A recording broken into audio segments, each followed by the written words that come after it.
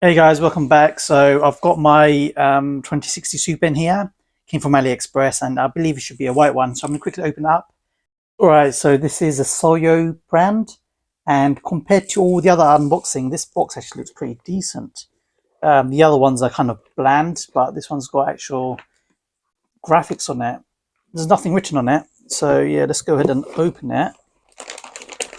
This is what we get inside. So again, it's bland inside, and anti-static bag. And this is what it looks like on the front. So we've got Soyo on the fans. Let me just lock that in. There you go, because otherwise it keeps on jumping.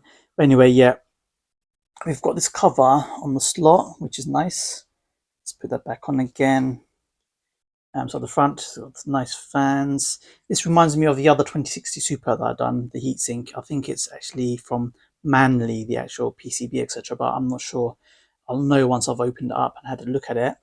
So is that white? No, it's silver. So we've got the heatsink there. I'm guessing this will be a hot card.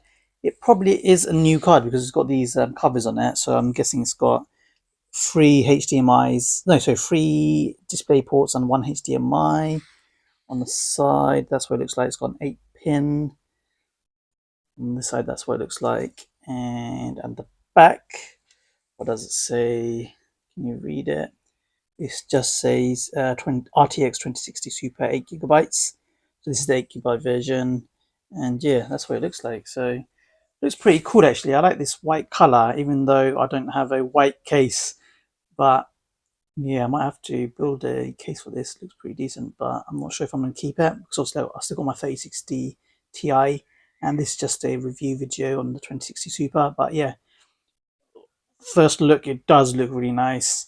I think it's going to be a hot card because that heatsink reminds me of I think it was MLLSE 2060 Super that I had before, and it did run a little bit hot.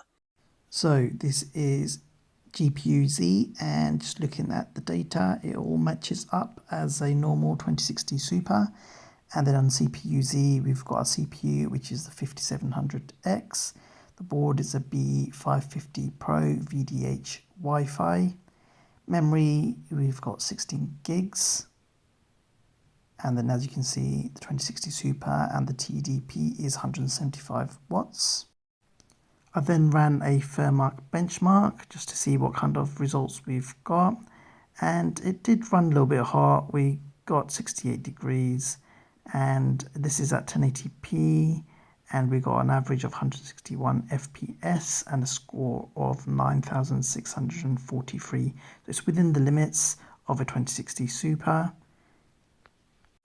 I then do a check to see what GPU it has come from, and as you can see, surprise surprise, it's the Manly RTX 2060 Super Gallardo.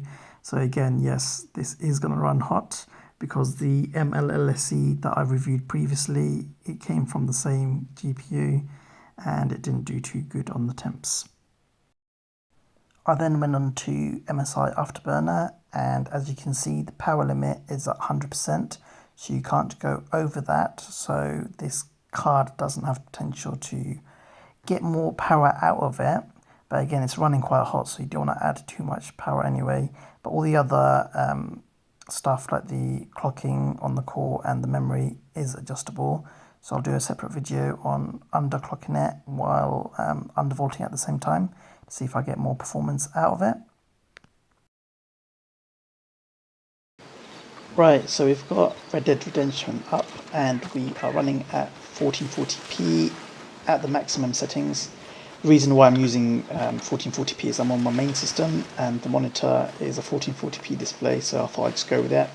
And as you can see, we're not getting 60 FPS, so this card really isn't a 1440p card anymore. Some less demanding games you probably can run at 1440p, but these titles we shouldn't be using at 1440p anymore.